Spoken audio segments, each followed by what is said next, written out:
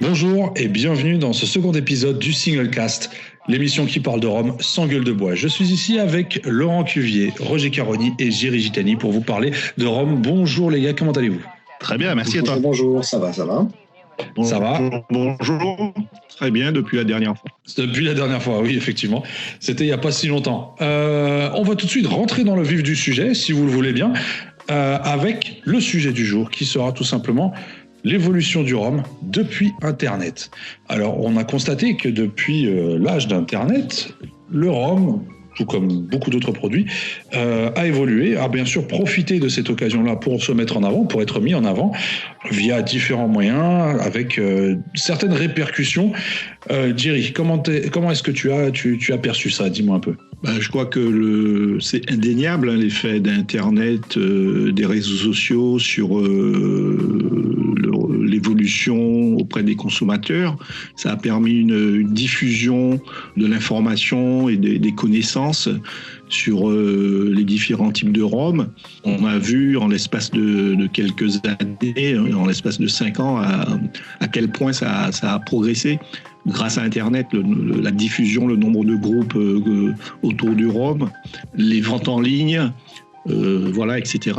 Donc une grosse influence d'Internet. Alors effectivement, tu as parlé des réseaux sociaux, on a vu beaucoup de groupes, je pense qu'on est bien passé tous les quatre pour en parler. On a effectivement beaucoup de groupes d'amateurs qui se sont formés plus ou moins tôt et qui aujourd'hui ont atteint des tailles assez conséquentes pour certains. De l'autre côté, on a pas mal de blogs également qui ont ouvert, donc des gens qui se sont vraiment passionnés pour la chose et qui ont décidé d'en parler ouvertement avec des points de vue parfois différents. Roger ? Oui, clairement, les blogs jouent pour beaucoup. Moi, j'en rappelle au début, je lisais quand même assez bien Laurent, par exemple, et Cyril. Et c'est vrai que c'est toujours super intéressant d'avoir l'avis. Cyril, donc, du rhum.com. Hein. Oui, voilà. D'accord. Du rhum.com. C'était mes deux blogs, entre guillemets, de prédilection au début, et toujours maintenant d'ailleurs. Et donc c'est super intéressant effectivement de lire l'avis d'une personne qui n'est pas professionnelle, qui n'est pas payée pour ça. Forcément qui a ses préférences, mais au moins il y a des retours et on peut se faire une idée plus facilement. Plus tous les partages qu'on retrouve sur la confrérie, sur la Canne 2.0 et tous les autres groupes francophones pour notre cas. Donc clairement pour ça c'est du pain béni pour le rhum qui bénéficie d'une exposition très importante pour pas d'investissement au final vu que ce sont des passionnés qui parlent de leur passion. Donc ça c'est très bien. Et à côté de ça, c'était gratuit effectivement. Ouais, et à côté de ça, le nombre de cavistes en ligne a considérablement augmenté aussi. On peut maintenant s'acheter une bouteille sans sortir de chez soi pour les plus timides ou les plus stressés entre guillemets. Et donc acheter une bouteille qu'on va se faire livrer dans les 3 jours. Mais tu as parlé d'échanges, mais c'est francophone, mais c'est pas que francophone. Ah oui, non, il y a aussi dans le monde anglais, à travers le monde. Pour ceux qui parlent un peu anglais, ça permet d'échanger avec des gens qui sont à l'autre bout de la planète. Ah, clairement. Je sais que j'ai beaucoup d'échanges avec certains Japonais et ça c'est très enrichissant. Sans Internet, c'était pas possible. Oui, c'est des points de vue différents, c'est des modes de consommation différents. Je discute assez bien avec des Danois qui ont une approche plutôt différente de nous en Belgique ou en France. Et donc du coup, c'est super intéressant et enrichissant, hein, clairement. Hein. Moi, je pense que, comme Jerry, je pense que tu as pas mal couvert le spectre un peu d'Internet et de son influence sur le marché du rhum. Il y a un truc que tu as indiqué, et je suis tout à fait d'accord, c'est l'information. Alors évidemment, c'est vrai pour le rhum et c'est vrai pour tout domaine, mais ça permet de mettre l'information bien plus facilement trouvable, parfois bien plus détaillée également. Que ce soit sur des blogs, mais pas uniquement. Et à propos des blogs, Roger, je suis comme toi, je lis principalement les rhums de l'homme à la poussette. Voilà. Non, mais sinon, Cyril qui a évidemment ouvert la voie aux blogueurs français, on va dire, qui reste une lecture pas quotidienne, parce qu'il ne ressort pas si souvent que ça maintenant, malheureusement, mais évidemment récurrente. Ouais, absolument. Alors après, je pense qu'il est important également à noter, c'est que les rhums eux-mêmes ont évolué et ont peut-être plus essayé de rencontrer une certaine demande de la part des consommateurs, tout simplement parce que les producteurs eux-mêmes sont sur les réseaux sociaux, lisent beaucoup et regardent beaucoup ce qui se passe, les tendances chez la concurrence, mais également ce qu'en pense le public, tout simplement, et ils essayent d'aller à l'encontre de ça. On prend l'exemple des brutes de fût. Il y a de ça une dizaine d'années, ou même encore il y a 5 ans, c'était quasi inexistant, on n'en parlait pas, et tout doucement c'est quelque chose qui s'est fait et qu'on voit aujourd'hui de plus en plus chez chez un grand nombre de marques, tout simplement parce que ça a un succès fou auprès du consommateur et que tous les producteurs lisent ces avis-là et essayent du coup d'aller profiter de ce marché-là également. Je pense qu'ils l'ont bien compris et je pense qu'il y a beaucoup de profils qui paraissent peut-être des profils perso qui interagissent pour un petit peu sonder aussi sur les différents groupes, différentes approches marketing ou commerciales pour lancer des produits, simplement. Des profils perso, tu veux dire de personnes qui travaillent pour des marques ou des distilleries? Oui, j'imagine. Non, mais on peut dire que les responsables de communication chez chaque marque suivent effectivement la plupart de ces réseaux de façon à, comme le disait Benoît, être à l'écoute un peu du consommateur ou des geeks du rhum aussi. Effectivement, je suis persuadé que dans chaque distillerie ou dans chaque société productrice de rhum, les responsables communication suivent ce qui se passe sur les différents réseaux. Et donc, ça leur permet d'être à l'écoute de ce que recherche le consommateur et de plus facilement aller à leur rencontre en préparant, en proposant des produits allant dans le sens du consommateur. Ouais, je suis tout à fait d'accord. Je pense que ça a pas forcément créé, mais ça a vachement accéléré cette source d'information pour les distilleries qui du coup ont pu s'adapter beaucoup plus rapidement aux besoins ou aux envies ou aux désirs des consommateurs que nous sommes. Alors simple question, est-ce qu'à un moment donné ça n'a pas été trop rapide ou est-ce que ce n'est pas en train de devenir trop rapide C'est des fois un peu trop rapide, je trouve. Quand on voit le nombre de sorties de différentes cuvées qui sortent auprès des marques, sans arrêt, on est à plusieurs cuvées chaque année, que ce soit en blanc, en vieux, enfin voilà, et ça de toutes les maisons. Hein. On a vraiment un grand nombre de nouvelles références, souvent des éditions limitées qui sortent de plus en plus. Est-ce que le consommateur, lui, arrive à suivre ? Oui, je pense que, nous, oui. Après, le consommateur... Quand tu dis nous, c'est qui nous ? C'est nous qui nous intéressons et qui sommes un petit peu plus connaisseurs, on va dire. D'accord. Le consommateur lambda va sans doute s'en tamponner le coquillard de savoir que je ne sais pas quelle obscure maison a sorti la cuvée numéro 28 en single casque de fût de je ne sais pas quoi. Mais clairement, nous, on arrive à suivre. Et nous, c'est pas nous 4, on est quand même quelques milliers, je pense. Non, et puis ça va rester des produits de niche pour cette cible-là.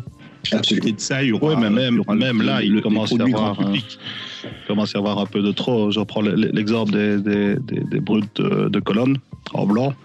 Mm-hmm. À partir du moment où tu as 5, 6, 7, 8 références disponibles, ça commence franchement à devenir un peu beaucoup pour des bouteilles qui ne partent quand même pas si souvent. Aussi, c'est chouette d'avoir un Genesis ou un Esprit à la maison parce que c'était les précurseurs, c'est top qualité.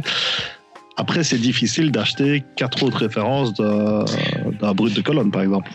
Et là, je trouve qu'il va y avoir un petit souci à un moment. Il y a des trucs qui ne se vendront plus, quoi. Je suis d'accord, mais je pense que ça devient une référence pratiquement obligatoire pour maintenant les distilleries. Ouais, clairement. Il faut qu'ils en aient une. Alors après, moi, je sais que je suis le dernier à acheter ces rhums-là parce que je ne sais pas trop comment les boire. C'est des bouteilles qui me tueraient, je sais pas, 3-4 ans et ça m'intéresse pas forcément de garder un rhum aussi longtemps. Mais je suis d'accord avec toi. Enfin, personne, à ma connaissance, va avoir une bouteille de chaque brut de Colonne des distilleries. Ce serait beaucoup trop. Enfin, oui, et puis oui, c'est pas le genre de rhum. Comme dit Laurent, ça devient un peu obligatoire dans le sens où la distillerie veut démontrer qu'elle sait faire aussi. Qu'elle sait faire de qualité à très haut degré, donc en sortie de colonne. Mais bon, c'est pas là-dessus qu'elle va compter pour accroître son chiffre d'affaires. Ah non, clairement, c'est une goutte d'eau dans son chiffre d'affaires. Voilà, c'est plus question d'image. Mais par rapport aux consommateurs, il y a des choses qui vont rester longtemps sur les étagères des cavistes, ça c'est clair. Je pense, à part 2-3 buzz qui viennent plic-ploc parce que c'est toujours la course au watt un petit peu. Mais à un moment, il va quand même falloir que ça s'arrête un petit peu et retourner sur des bases plus classiques. Alors après, on note, je pense, via cette accélération qu'on a donc tous constaté ces dernières années, que, enfin, du moins c'est ce qui se dit, c'est que le rhum a tendance à suivre les traces du whisky quelque part. Le rhum est le nouveau whisky dans le sens où on a un produit qui a tendance à de plus en plus se premiumiser, autant en blanc qu'en vieux, et ça dans tous les pays. Le rhum premium est vraiment un enfant, j'ai envie de dire, du mélange entre le rhum et Internet. Parce que via Internet, tout le monde a commencé à s'intéresser au rhum, également les amateurs de whisky, et tout ça a également amené à ce qui est des marchés parallèles, des marchés noirs, la spéculation sur Internet, eBay, Katawiki, etc., tout comme ça se fait pour le whisky.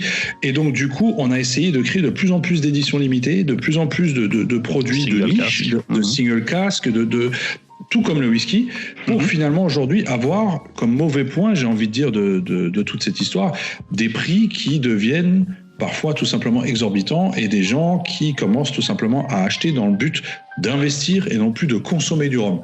Chose qui, je pense, il y a une dizaine d'années, n'était quasi pas le cas. Non, et ça, c'est effectivement une des dérives de Facebook, je pense. Quelqu'un goûte un truc qui fait waouh, un troisième, un quatrième, un cinquième dit waouh aussi, tout le monde achète. Non. Et, moi, je ne pense pas que ça m'arrive. Moi, quand je dis un truc waouh, on me dit c'est de la connerie. Toi, oui. Moi aussi. Mais toi, c'est parce que tu n'as pas de goût, je pense, c'est pour ça. Ça doit jouer. On te l'a déjà dit. Non, quand je dis Burke, ça se vend. Je sais pas si ça se vend plus. À voir. Non, au contraire, les cavistes les enlèvent des étagères, en fait. Une fois que tu as dit waouh, ils les enlèvent. Ah, peut-être. Oui, non, mais alors oui, évidemment que, enfin, je pense que ça nous fait tous chier cette histoire de spéculation sur le marché du rhum qui rend complètement inaccessible certaines bouteilles qu'on aimerait bien avoir et se procurer par ailleurs. Oui, bah, il y en a, il faut faire juste des croix dessus, quoi. Ça devient impossible. Clairement. C'est pas possible. Non, mais ça, c'est très exact. C'est très exact. Là, je viens d'avoir l'expérience d'une bouteille habillée de feuilles d'or. J'en ai reçu une. Tu peux nous préciser laquelle, hein? Je ne vais pas faire de publicité, mais j'en ai reçu une à la boutique et 1 heure après, je l'ai vendue et le vendeur m'a dit que l'acheteur m'a dit que c'était purement spéculatif. Il a eu l'honnêteté de me le dire. Alors, à mon avis, elle va bien lui rester sur les bras. Ouais, parce qu'à mon avis, personne ne va le vouloir, celle-là. Mais bon, soit, ça, c'est mon avis perso. Après, il y en a qui luttent contre ça. Je prends l'exemple. Alors, je ne sais pas vraiment comment prendre cet exemple-là. On prend l'exemple de Singh, donc le responsable de The Whisky Exchange en Angleterre, qui, lui, dans sa boutique, dispose donc de beaucoup de pépites, pas qu'en rhum, mais également en whisky. Et pour éviter la spéculation, dès que tu veux acheter une bouteille d'un certain prix, il te la vend à condition que tu l'ouvres devant lui et que tu partages un verre avec lui. Alors, est-ce que c'est juste pour l'essayer lui-même ou bien est-ce que c'est vraiment pour éviter la spéculation? Je pense que une fois qu'il est ouvert, tu peux... C'est parce qu'il a envie de goûter. Ouais. Peut-être, je ne sais pas. Mais c'est également un moyen d'éviter la spéculation dans le sens où, voilà, tu ouvres la bouteille, comme ça je sais que tu ne la vendras pas 3 fois plus cher derrière mon dos. Mais d'un autre côté, on sait également que ce personnage a lui-même une grande collection, est ami avec certaines personnes... Certains autres grands collectionneurs et surtout spéculateurs. Donc on peut se poser la question, est-ce que c'est de l'honnêteté ou pas? Enfin, je ne sais pas trop, je ne sais pas trop, mais ce qui est sûr, c'est que tout cet engouement avec Internet a clairement propulsé, disons plutôt, la spéculation des rhums sur Internet. Je veux dire, aujourd'hui, on regarde Katawiki ou même n'importe quelle plateforme de vente aux enchères qui propose de l'alcool. On en retrouve du grand n'importe quoi. Je veux dire, on n'est pas que sur des bouteilles d'exception. Aujourd'hui, on essaye de vendre aux enchères des bouteilles lambda. Des bouteilles vides aussi. Des bouteilles vides aussi. C'est vrai. Et puis, à côté de ça, ça a surtout lancé le marché du faux. Parce que je ne sais pas si vous vous souvenez, mais enfin, si vous vous souvenez ou si vous avez remarqué, mais il y a pas mal de faux qui circulent sur le marché, souvent en provenance d'Italie, actuellement, qui sont parfois bien faits, mais où on se dit tout simplement ou parfois mal faits également, mais tout ça dans un but purement pécunier. Ah, clairement. Ce qu'il y a, c'est que je pense que beaucoup d'embouteilleurs indépendants ou de distilleries n'ont peut-être pas prévu le coup. Parce qu'au final, il y a peu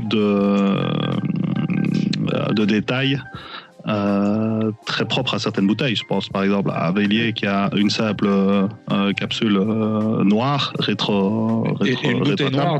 une bouteille noire, donc on voit même pas ce qu'il y a dedans finalement.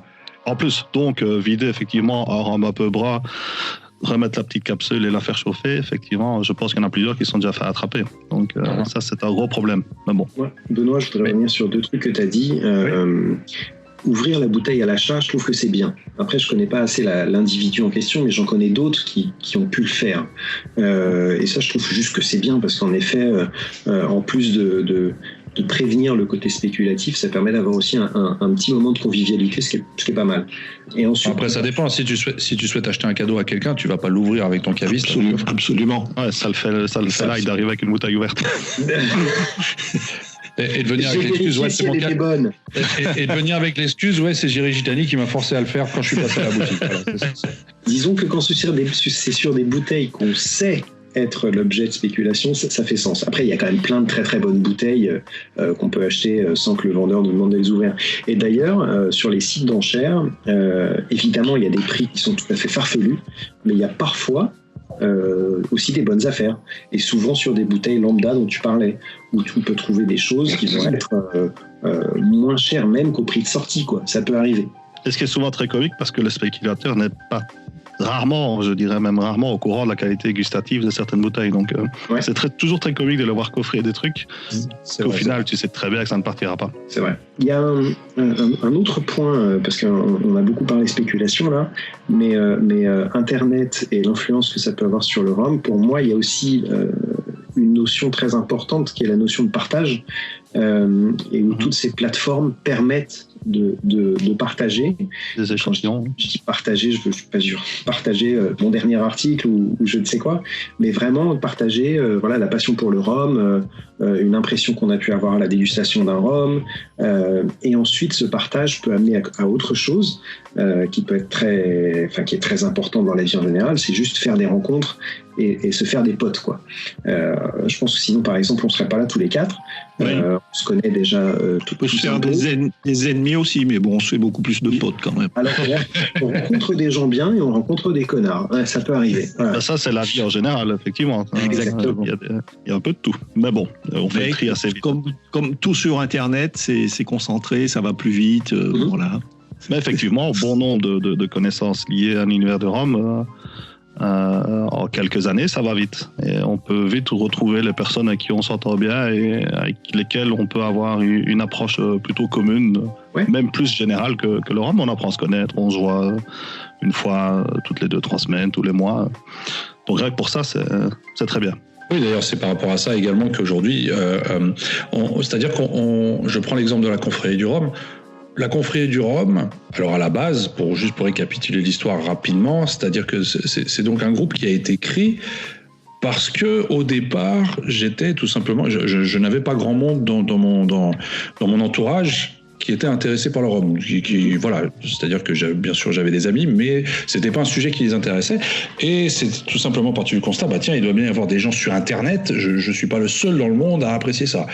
C'est comme ça que j'ai atterri sur le groupe Ministry of Rhum, donc qui est la version américaine, mise en place par Ed Hamilton à l'époque. Et suite à ça, il en a découlé donc une version francophone qui est devenue la confrérie du rhum et qui aujourd'hui est donc le groupe qu'on connaît tous. Et puis voilà. Et d'ailleurs, c'est grâce à ce groupe qui au départ ne représentait vraiment qu'un tout petit noyau d'amateurs de rhum qui se sont retrouvés là par hasard. Mais quand je dis tout petit, on était 5, 10, 12. Et pendant un bon moment, on n'a pas été plus de 50. 50, alors ça peut paraître beaucoup dans l'immédiat. Mais quand on voit par rapport à l'ampleur que ça a pris pas mal d'années plus tard, et quand je dis par ampleur, je parle pas seulement des 35 000 membres que le groupe compte aujourd'hui, mais également de tous les sous-groupes qu'il y a eu, toutes les sous-catégories qu'il y a eu, tous les groupes régionaux qu'il y a eu. Je pense que ça, c'est effectivement, comme tu dis Laurent, une bonne chose.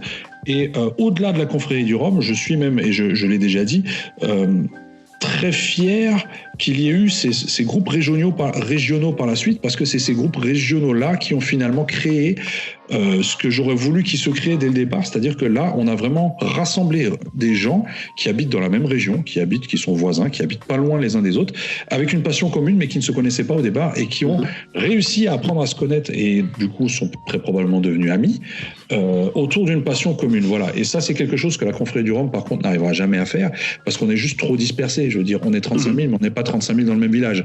On est partout sur le globe. Je veux dire, on a des confrères qui sont au Canada, on en a à Los Angeles, on en a en Australie, on en a partout. Même si la majorité reste francophone et reste en France ou en Belgique ou un peu au Luxembourg.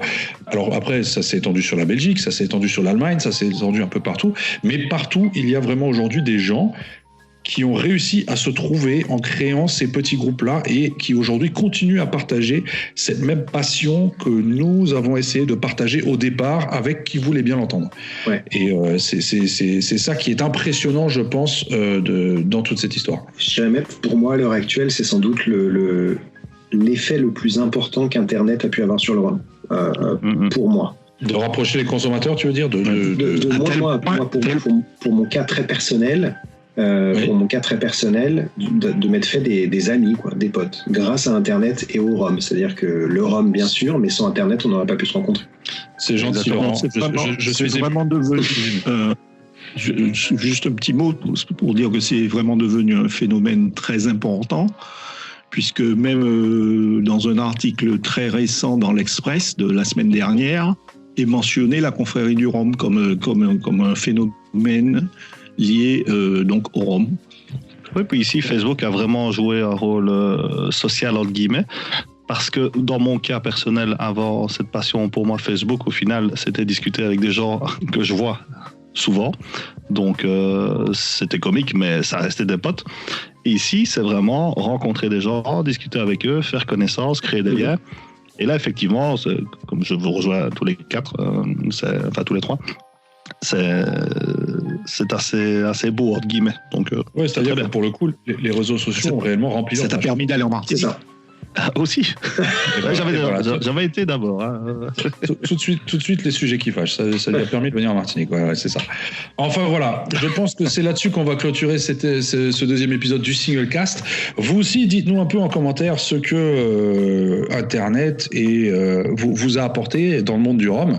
Si vous avez fait des connaissances, si vous faites partie de certains groupes ou pas. Et puis, ah oui, non, attendez, on a un petit quelque chose. Ce n'est pas fini, mais j'étais pressé de partir. Non. Roger nous a préparé un petit quelque chose pour ce deuxième épisode, à savoir des news. On a une petite rubrique news qu'on a voulu intégrer à ce format, et c'est Roger qui s'y colle. Allez, on t'écoute.